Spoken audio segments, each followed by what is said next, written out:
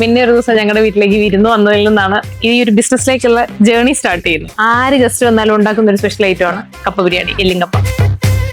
റോട്ടിൽ നിന്ന് കണ്ടിട്ട് ആൾക്കാർ എങ്ങനെ വരും, നല്ല ആംബിയൻസ് കണ്ടപ്പം വന്ന് നോക്കിയതാന്നുള്ള പോലെ പറയാറുണ്ട്. എന്റെ ഹസ്ബൻഡിന്റെ വാശിയാണ്, ശരിക്കും വാശി പിടിച്ചിട്ട് പേരാണ്. പുള്ളിക്ക് ഭയങ്കര ഇഷ്ടമായിരുന്നു കപ്പയും കൂട്ടരും എന്നുള്ള ഒരു പേര് വേണം എന്നുള്ളത്. എന്റെയൊക്കെ ഗ്രാൻഡ് പേരൻസ് കോട്ടയത്തുനിന്നും തൊടുപുഴയെന്നൊക്കെ വന്നവരാ. അവർ കൊണ്ടുവന്ന കുറച്ച് രുചികളാണ് ഞങ്ങൾ ഇപ്പോൾ ഫോളോ ചെയ്തുകൊണ്ടിരിക്കുന്നത്. അപ്പം ആ ടേസ്റ്റ് ഇപ്പോഴത്തെ ഒരു ജനറേഷന് ചെയ്യാന്നുള്ളത് പറ്റും, പക്ഷെ ടൈമില്ല. അങ്ങനെയാണെങ്കിൽ അത് എന്തുകൊണ്ട് നമുക്ക് സെർവ് ചെയ്തുകൂടാ എന്നുള്ള ഒരു ഇതാണ് നിങ്ങളെ ഈ ഐഡിയ കൊണ്ടുവരച്ചത്. അതാണ്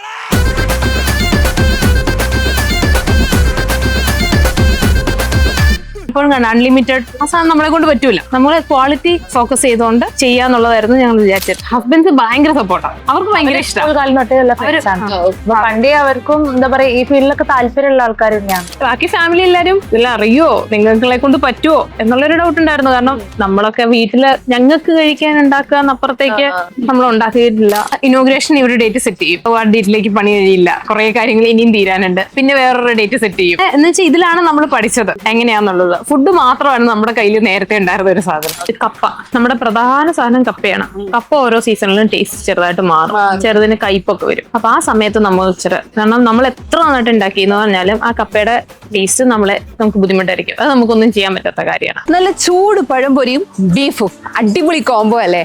ഒരു ടൈമില് ഫുഡീസ് അല്ലാത്തവരെയും വീഴ്ത്തിയ ഒരു ഫുഡ് കോംബോ ആണ് ബീഫും പഴംപൊരിയും.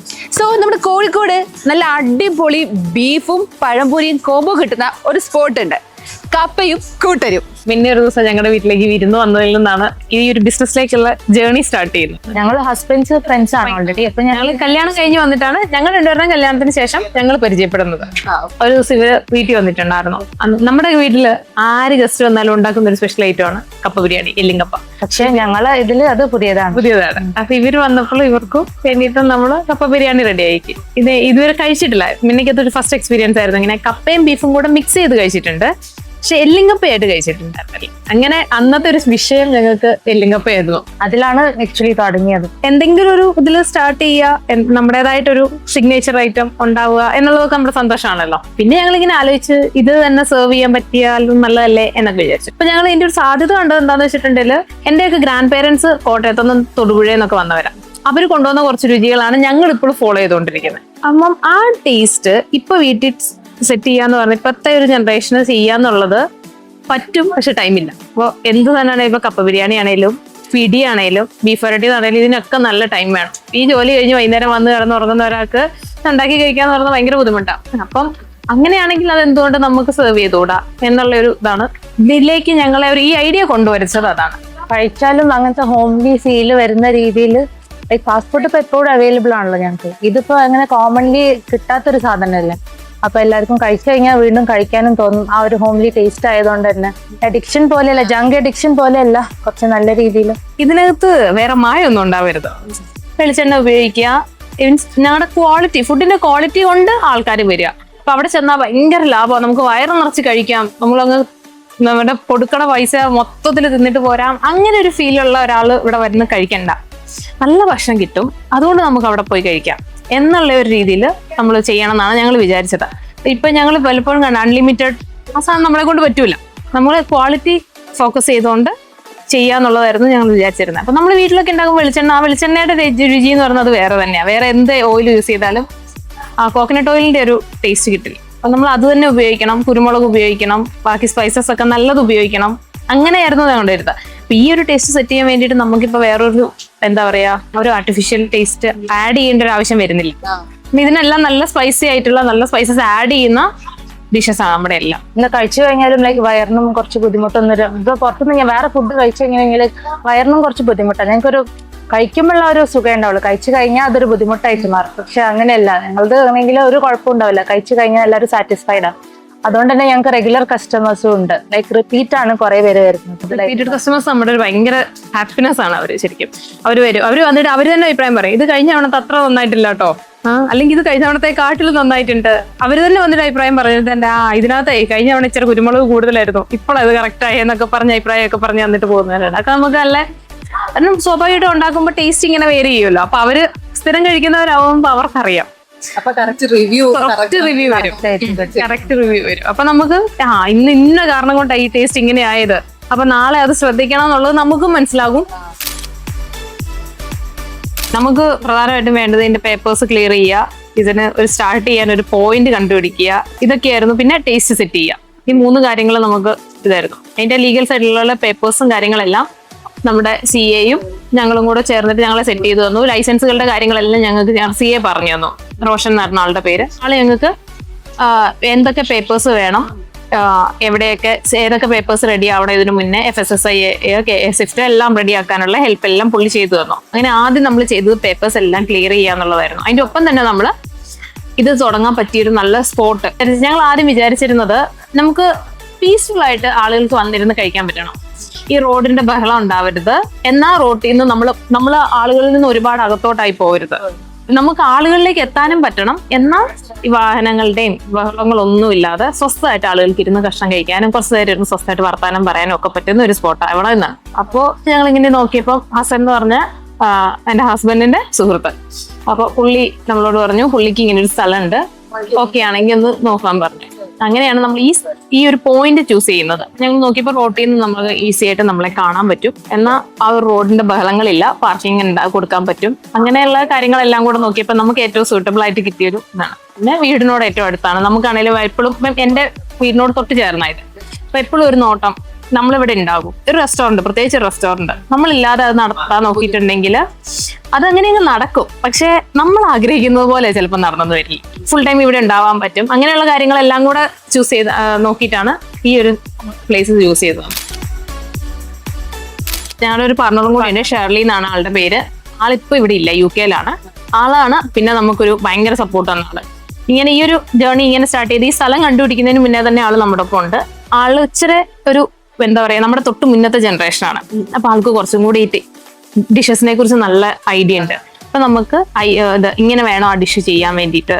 പിടി നമ്മൾ കൊടുക്കുമ്പം അത് ഇന്ന സാധനങ്ങൾ ആഡ് ചെയ്തിട്ട് വേണം കൊടുക്കാൻ വേണ്ടിയിട്ട്. അതുപോലെ കപ്പ ബിരിയാണിക്ക് ഈ ടേസ്റ്റ് വേണം സെറ്റ് ചെയ്യാൻ വേണ്ടിയിട്ട്. അങ്ങനെയുള്ള കാര്യങ്ങളിലെല്ലാം അഡ്വൈസ് തന്നതും ഒപ്പം നിന്നതും എല്ലാം ഷെർലി ആൻറ്റിയാണ്. ഷെർലിയാൻറ്റിയുടെ ഫാമിലി ഫുള്ള് നമ്മുടെ ഒപ്പം ഉണ്ടായിരുന്നു. ഇപ്പം അല്ലെങ്കിൽ എപ്പോഴും കട തുടങ്ങി കഴിഞ്ഞിട്ടാണെങ്കിലും എപ്പോഴും ഇവിടെ ഉണ്ടാവും. ആന്റി വരും, ആന്റി എല്ലാം വന്നൊന്ന് ടേസ്റ്റ് ഒക്കെ നോക്കി. അങ്ങനെ ആന്റി എപ്പോഴും നോക്കുമായിരുന്നു. അപ്പൊ ആന്റി UK വരെ പോയതാണ്. ഒരു 6 മാസം ആന്റി കഴിയുമ്പോൾ ആന്റി തിരിച്ചെത്തും. ഹസ്ബൻഡ് ഭയങ്കര സപ്പോർട്ടാണ്, അവർക്ക് ഭയങ്കര ഇഷ്ടമാണ്. പണ്ടേ അവർക്കും എന്താ പറയാ ഈ ഫീൽഡിലൊക്കെ താല്പര്യമുള്ള ആൾക്കാർ തന്നെയാണ്. ഇതുപോലെ എന്തെങ്കിലും ചെയ്യണമെന്ന് വിചാരിക്കും, പക്ഷെ അവർക്ക് 2 പേർക്കും ജോലിയുണ്ട്. അവർക്ക് അത് വിട്ടിട്ട് ഒരു റിസ്ക് എടുക്കാൻ പറ്റത്തില്ല. അപ്പം ഞങ്ങൾ റെഡി ആയിട്ട് നിൽക്കുന്നു റിസ്ക് എടുക്കാൻ. ഞങ്ങൾക്ക് കുഴപ്പമില്ല, ഞങ്ങളെ പോറ്റിയാൽ മതി, ഞങ്ങൾ റിസ്ക് എടുക്കാൻ റെഡിയാ. അപ്പൊ അതില് ഇറങ്ങി. പിന്നെ ബാക്കി ഫാമിലി എല്ലാരും ഇതെല്ലാം അറിയോ, നിങ്ങളെ കൊണ്ട് പറ്റുമോ എന്നുള്ളൊരു ഡൗട്ട് ഉണ്ടായിരുന്നു. കാരണം നമ്മളൊക്കെ വീട്ടില് ഞങ്ങൾക്ക് കഴിക്കാൻ ഉണ്ടാക്കുക എന്നപ്പുറത്തേക്ക് നമ്മൾ ഉണ്ടാക്കിയിട്ടില്ല, നമ്മൾ മാത്രം ഉണ്ടാക്കി കഴിച്ചിട്ടുള്ളൂ. അപ്പൊ ഇതൊരു സെർവ് ചെയ്യാൻ പറ്റുന്ന അളവിലേക്ക് ചെയ്യണം എന്നൊക്കെയുള്ള ടെൻഷൻ ഉണ്ടായിരുന്നു അവർക്ക്. പക്ഷെ ചെയ്തു. ഇപ്പൊ ഇത്രയും ദിവസങ്ങൾ ഇങ്ങനെ റൺ ആയി കഴിഞ്ഞപ്പം ആക്ച്വലി പ്രൊഫഷൻ സ്വിച്ച് ചെയ്തത് ഞാൻ മാത്രമേ സ്വിച്ച് ചെയ്തിട്ടുള്ളൂ. ഇവരിപ്പോഴും പ്രൊഫഷൻ കണ്ടിന്യൂ ചെയ്യുന്നുണ്ട്. ഞാൻ ഡോക്ടറാണ്, ഞാൻ ഈ PGക്ക് അഡ്മിഷൻ എടുക്കാൻ വേണ്ടി പോവാണ്, വെയിറ്റ് ചെയ്യാൻ.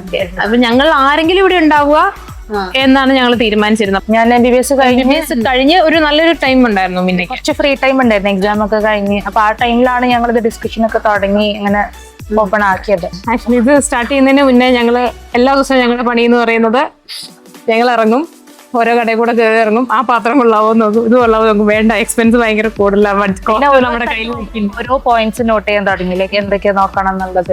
ഭയങ്കര നല്ലൊരു എക്സ്പീരിയൻസ് ആയിരിക്കും. അയ്യോ ഭയങ്കര വെറുതെ. അതുപോലെ ഭക്ഷണം കഴിക്കുക, ഞങ്ങള് ഇങ്ങനെ നമ്മുടെ സിമിലർ ആയിട്ടുള്ള ഏതെങ്കിലും ഫുഡ് കിട്ടുന്നു എന്നുള്ള റെസ്റ്റോറൻറ്റ്സിലെല്ലാം ഞങ്ങൾ പോകും. ഞങ്ങൾ നടന്ന് തീറ്റ തുടങ്ങി. ഞങ്ങൾ എല്ലാവരും പിന്നെ ഞങ്ങൾ ഇതായിപ്പോയി സ്പ്ലിറ്റ് ആയിട്ടൊക്കെ പോകാൻ തുടങ്ങി. പിന്നെ ഹസ്ബൻഡും കൂടെ ഒരിടത്തേക്ക് പോകുന്നു, ഞങ്ങൾ വേറെ ഒരിടത്തേക്ക് പോകുന്നു, കഴിച്ചിട്ട് അഭിപ്രായം പറയുന്നു. അപ്പൊ നല്ല നല്ല ഐഡിയാസ് ഒക്കെ നോക്കി. ഫുഡീസ് ആണോ അതോ വേണ്ടി ഫുഡീസ് ആയതാണോ? ഫുഡീസും ഒരുപാട് കഴിക്കുന്നല്ല, പക്ഷെ ആസ്വദിച്ച് കഴിക്കാം. ഇഷ്ടമാണ് ഫുഡ് ആസ്വദിച്ച് കഴിക്കാൻ. ക്വാണ്ടിറ്റി അല്ല, ബട്ട് നല്ല ക്വാളിറ്റി. എന്റെ ഹസ്ബൻഡിന്റെ വാശിയാണ്, ശരിക്കും വാശി പിടിച്ചിട്ട് പേരാണ്. പുള്ളിക്ക് ഭയങ്കര ഇഷ്ടമായിരുന്നു കപ്പയും കൂട്ടരും എന്നുള്ള ഒരു പേര് വേണം എന്നുള്ളത്. നമ്മുടെ ഒരു തീം എന്ന് പറയുന്നത് ട്രഡീഷണൽ ഫുഡ് എന്നുള്ളതാണ്. അപ്പൊ നമുക്ക് പെട്ടെന്ന് ചെയ്യാൻ പറ്റുന്ന നമുക്ക് പരിചയം ഉണ്ടായിരുന്ന ട്രഡീഷണൽ ഫുഡ് ആഡ് ചെയ്തു. ഇനിയിപ്പോ നമ്മൾ കുറച്ചും കൂടെ ഇപ്പം തരിക്കഞ്ഞി അങ്ങനെയുള്ള പിന്നെ കുഞ്ഞിപ്പത്തല് അങ്ങനെയുള്ള കുറച്ച് ഫുഡും കൂടെ നമ്മൾ ഇനി പതുക്കെ ആഡ് ചെയ്യണം. നമ്മൾ ആ ഒരു ഇതിലേക്ക് മാറാൻ മീൻസ് അതും കൂടെ ആഡ് ചെയ്ത് കുറച്ച് ഡിഷസ് ഉണ്ടാക്കാൻ വേണ്ടിയിട്ടുള്ള പ്ലാനിലാണ്. ട്രഡീഷണൽ ഫുഡാണ് നമ്മുടെ മെയിൻ ഫോക്കസ് ചെയ്യുന്ന മെനു. ഇപ്പൊ ലഞ്ച് സ്റ്റാർട്ട് ചെയ്തിട്ടുണ്ട്. വീക്കെൻഡ്സ് മാത്രമായിട്ട് അച്ചായൻ മീൽസ് എന്നുള്ള പോലെ സ്പെഷ്യൽ ആയിട്ട്, അതും ഇതേപോലെ എവിടെയും അങ്ങനെ അവൈലബിൾ അല്ല പൊതുവെ. അപ്പൊ അതുകൊണ്ട് ഇപ്പൊ അതും സ്റ്റാർട്ട് ചെയ്യുന്നത്. അപ്പൊ അതിനും കുറച്ച് ഡിമാൻഡ് ഉണ്ട്, അതിനായിട്ടൊരു ക്രൗഡ് ഉണ്ട്. ലൈക്ക് ഞങ്ങൾ ഇന്ന് ഇനോഗ്രേഷൻ ഇവിടെ ഡേറ്റ് സെറ്റ് ചെയ്യും. മനസ്സിലാവും ആ ഡേറ്റിലേക്ക് പണി കഴിയില്ല, കുറെ കാര്യങ്ങൾ ഇനിയും തീരാനുണ്ട്. പിന്നെ വേറൊരു ഡേറ്റ് സെറ്റ് ചെയ്യും. അങ്ങനെ എന്ന് വെച്ചാൽ ഇതിലാണ് നമ്മൾ പഠിച്ചത് എങ്ങനെയാന്നുള്ളത്. ഫുഡ് മാത്രമാണ് നമ്മുടെ കയ്യിൽ നേരത്തെ ഉണ്ടായിരുന്ന ഒരു സാധനം. അത് നമുക്ക് ഉറപ്പുണ്ട്, ഞങ്ങളുടെ ഫുഡ് ഇങ്ങനെയാണ്, അതിങ്ങനെയായിരിക്കും ഞങ്ങൾ സെർവ് ചെയ്യാന്നുള്ളത്. ബാക്കി എല്ലാം നമ്മൾ അതിൽ നിന്ന് പഠിച്ച് വന്നതാണ്. ഇവിടെ ചുറ്റുമുള്ള ഇപ്പൊ ഈ പിള്ളേരൊക്കെ ആണെങ്കിൽ നമ്മുടെ ചുറ്റുമുള്ള പിള്ളേരാണ്, ഈ അടുത്ത് താമസിക്കുന്ന ഇവിടെയൊക്കെയുള്ള പിള്ളേരാണ് സെർവ് ചെയ്യാനും എല്ലാം നമ്മുടെ ആദ്യം തൊട്ട് കൂടിയത്. പിന്നെ ആദ്യം നമുക്ക് ടേസ്റ്റ് സെറ്റ് ചെയ്യാൻ വന്നത് ഫെർണാണ്ടസ് എന്ന് പറഞ്ഞ കുറച്ച് മുന്നേ വന്ന ഷേർലി ആന്റിയുടെ ബ്രദറാണ്. ആള് വന്ന് നമുക്ക് ടേസ്റ്റ് ഒക്കെ സെറ്റ് ചെയ്യാനൊക്കെ ഹെൽപ്പ് ചെയ്തു, മെനു സെറ്റ് ചെയ്യാൻ വേണ്ടിയിട്ട് ഹെൽപ്പ് ചെയ്തു. പിന്നെ സുനീഷ് എന്ന് പറഞ്ഞ ഷെഫാണ് നമ്മുടെ മെയിൻ ആയിട്ട് ഇപ്പം കിച്ചൺ റൺ ചെയ്യുന്നത്. സുനീഷ് എന്ന് പറഞ്ഞ ആളാണ്. ആളും ഈ പറഞ്ഞ പോലെ കാലങ്ങളായിട്ട് ട്രഡീഷണൽ ഫുഡ് നമ്മുടെ ഈ ഡിഷസ് ചെയ്യുന്ന ഒരാളാണ്. അപ്പം ആളാണ് കിച്ചൺ മാനേജ് ചെയ്ത് കൊണ്ടുപോകുന്നത്. ആള് നല്ല ഹെൽപ്ഫുൾ ആണ്. നമ്മൾ എന്തെങ്കിലും ഉണ്ടെങ്കിൽ നമ്മളെ വിളിക്കും, എന്തെങ്കിലും ഇതൊക്കെ ഉണ്ടെങ്കിൽ. പിന്നെ ബാക്കിയെല്ലാം പുള്ളി ഡീൽ ചെയ്ത് പോകുന്നുണ്ട്. ആക്ച്വലി അതായിരുന്നു ഞങ്ങൾക്ക് ആദ്യം ആഗ്രഹം ഉണ്ടായിരുന്ന വീട്. അതുപോലൊരു തറവാട്ടിൽ ചെയ്യണം എന്നായിരുന്നു ആഗ്രഹം. പക്ഷെ എല്ലാം കൂടെ ഒത്തു വന്നില്ല. ഇങ്ങനെ ഒരു ഇതിൽ നമ്മൾ സ്റ്റാർട്ട് ചെയ്തു. ഇനിയിപ്പം നമ്മുടെ ആഗ്രഹം അതുപോലെ ഒരു തറവാട് പോലെ കുറച്ചും കൂടെ ഒരു ട്രഡീഷണൽ ഫീൽ തരുന്ന ഒരു ഇമ്പോർട്ടന്റ് ആണ്. റോട്ടിൽ നിന്ന് കണ്ടിട്ട് ആൾക്കാർ എങ്ങനെ വരും, നല്ല ആംബിയൻസ് കണ്ടപ്പം വന്ന് നോക്കിയതാന്നുള്ള പോലെ പറയാറുണ്ട്. ഫുഡിന്റെ ടേസ്റ്റ് സെറ്റ് ചെയ്യുന്ന കാര്യത്തിൽ ഫോക്കസ് ചെയ്തിരുന്നത് ഷേർലി ആന്റി ആയിരുന്നു. ആന്റിയാണ് മറ്റേ ടേസ്റ്റ് സെറ്റ് ചെയ്യുക. ഓരോന്ന് നമ്മളിപ്പോ കുറച്ച് ദിവസം നമ്മൾ ട്രയൽ റൺ പോലെയൊക്കെ നടത്തി. അപ്പൊ ഓരോന്ന് ഉണ്ടാക്കിക്കൊണ്ട് വരും, നമ്മൾ ടേസ്റ്റ് ചെയ്യും. അപ്പം ഞങ്ങളെക്കാട്ടിലൊക്കെ ആ ഒരു ആന്റി നന്നായിട്ട് കുക്ക് ചെയ്യും. ആന്റിക്ക് നന്നായിട്ട് കുക്ക് ചെയ്യാൻ അറിയാം, ടേസ്റ്റ് സെറ്റ് അറിയാം. ആന്റിയാണ് ടേസ്റ്റ് സെറ്റ് ചെയ്തതാണ്. പിന്നെയായിരുന്നു മാർക്കറ്റിംഗ് ഫുള്ള് ചെയ്തിരുന്നത്. പിന്നെ നന്നായിട്ട് മീൻസ് ഇൻസ്റ്റാഗ്രാം അങ്ങനെയുള്ള കാര്യങ്ങളെല്ലാം ഇപ്പോഴും ഹാൻഡിൽ ചെയ്യുന്നത് ഫുള്ള് മിന്നെയാണ്. ആ ഒരു ഇത് ഞാൻ ഇവിടെ ഷോപ്പ് റൺ ചെയ്യുന്ന ഓപ്പറേഷൻസിൽ മാത്രമാണ് എൻ്റെ ഇത് വരുന്നത്. ഞാൻ ഇത് മാത്രം നോക്കും. പിന്നെ ഇതിന് ഓപ്പൺ ചെയ്യുന്നതിന് മുന്നേ ലീഗൽ സൈഡ്, പേപ്പർ ക്ലിയറിങ്സ് ഉള്ള കാര്യങ്ങളും അങ്ങനെ ഇതൊക്കെയാണ് ഞങ്ങൾ സ്പ്ലിറ്റ് ചെയ്ത് പോയിക്കൊണ്ടിരുന്ന കാര്യങ്ങൾ. ഫ്യൂച്ചർ പ്ലാൻസ് ഇതൊന്നും കൂടെ ഞങ്ങൾ കുറച്ചും കൂടെ മെനു ഒന്ന് എക്സ്പാൻഡ് ചെയ്ത് ഒന്ന് സെറ്റ് ചെയ്യണം. കാരണം നമുക്ക് ഒരുപാട് ഇത് ചെയ്ത് പരിചയമില്ലാത്ത ആളുകളായതുകൊണ്ട് തന്നെ ഞങ്ങൾ ലിമിറ്റഡ് ആയിരുന്നു ഞങ്ങളുടെ മെനു. അപ്പൊ അതൊന്ന് റെഡിയായി നമ്മളൊന്ന് റണ്ണായി ഉറച്ചു നിന്നിട്ട് വേണം പുതിയ ഐറ്റംസ് ആഡ് ചെയ്ത് ഇതാക്കാനുണ്ടായിരുന്നു. ഇവിടുത്തെ ഫസ്റ്റ് ഇതെന്ന് പറയുന്നത് പുതിയ ഐറ്റംസ് ആഡ് ചെയ്ത് മെനു എക്സ്പാൻഡ് ചെയ്യുക എന്നുള്ളതാണ്.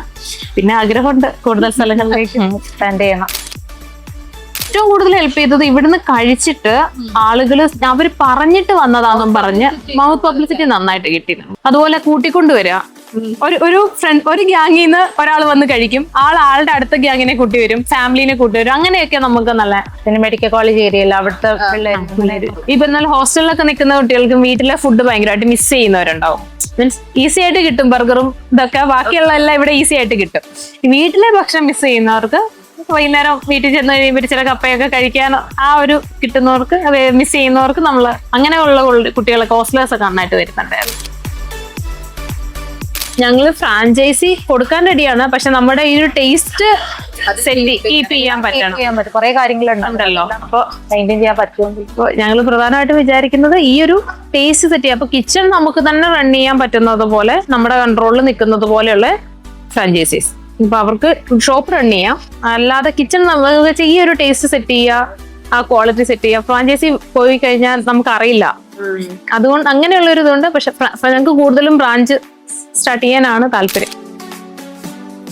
ഫസ്റ്റ് സ്റ്റാർട്ട് ചെയ്യുക. ശരിക്കും കുറെ കാര്യങ്ങൾ പഠിച്ചിട്ട് നമ്മൾ ചെയ്യാന്ന് വിചാരിച്ചാൽ തുടങ്ങൂല. ആദ്യം തുടങ്ങി മീൻസ് അതിനെ കുറിച്ച് ഒരു ബേസിക് നോളജ് ഒക്കെ ഉണ്ടാക്കി വെക്കണം. നമുക്കിപ്പോ നമ്മുടെ ചുറ്റുമുള്ള ആളുകളിൽ നിന്ന് പഠിക്കാനും ഒക്കെ പറ്റുന്നൊക്കെ പഠിക്കണം. കഴിഞ്ഞിട്ട് തുടങ്ങി കഴിയുമ്പോൾ കുറെ വീഴും.